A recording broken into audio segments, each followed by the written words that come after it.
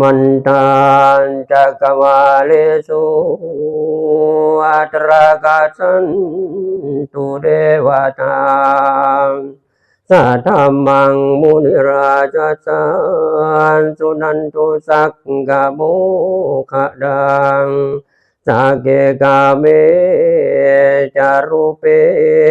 กิริสิกรตเตจันตาริเกวิมาเนนิเปรติจักาเมตารวนกะคเน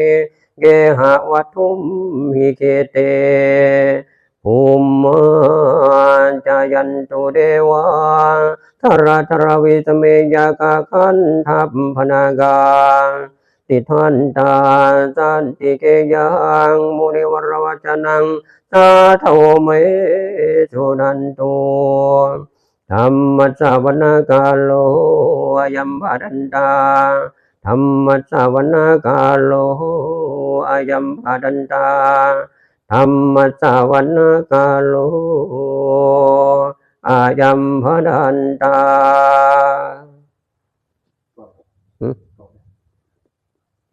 ที่พ่อท่านเข้าใจเรื่องสมันตาเป็นอย่างคนจังบอกแล้วสมันตา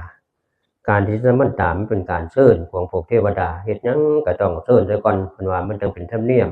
เพิ่นว่าให้มีเทวดากับมนุษย์ผสมกันเพราะว่าโลกของเฮาเนี่ยมนุษย์กับเทวดานี่มันอาศัยกันเพิ่นจังว่าให้เทวดาอนุโมทนานำกันเทวดาอนุโมทนานำนี่มันจะเป็นสิริมงคลอย่างยิ่งเพิ่นว่าเพราะว่าเทวดาเป็นประเภทที่บริสุทธิ์กว่ามนุษย์เป็นถึงบริสุทธิ์ถึงบ่บริสุทธิ์อยู่นำกันฉะนั้นเทวดาเขาเป็นผู้มีญาณกว่าเฮาเพิ่นจังให้มีการเชิญการทำบุญเพื่อให้เทวดามาอนุโมทนานำเขาก็มีส่วนได้เฮาก็มีส่วนได้อันนี้เดี๋ยวจังให้เฮาเป็นธรรมเนียม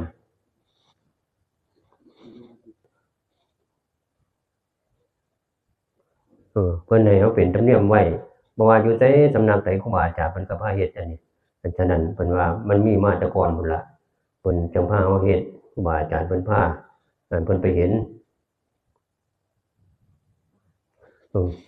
เพิ่นไปเห็นเฮาพวกเทวดาเขาก็เลยมาสาธุสาธุสาธุนี่หลวงปู่มั่นเพิ่นเห็นเทวดาการสวดมนต์กับเทวดาอนุโมทนานำเพิ่นว่าเขาก็เลยได้พากันแชร์เด้อถ้าผู้ใดได้ยินก็ได้ถ้าเฮาพากันมาช่วยศาสนาธรรมะนี่คือการคำสั่งสอนพุทธเจ้านี่เฮาแชร์เท่าใดทั้งได้บุญหลายนั่นล่ะพากันแชร์คันผู้ลางคนก็แชร์อยู่ในใจก็มีผู้ลางคนก็แชร์ออกเสียงก็ได้เด้อว่าสาธุสาธุสาธุจังซี่อันนี้ล่ะก็แชร์ได้ผู้ลางคนก็บ่ออกเสียงก็บ่เป็นหยังแต่ว่าสาธุในใจ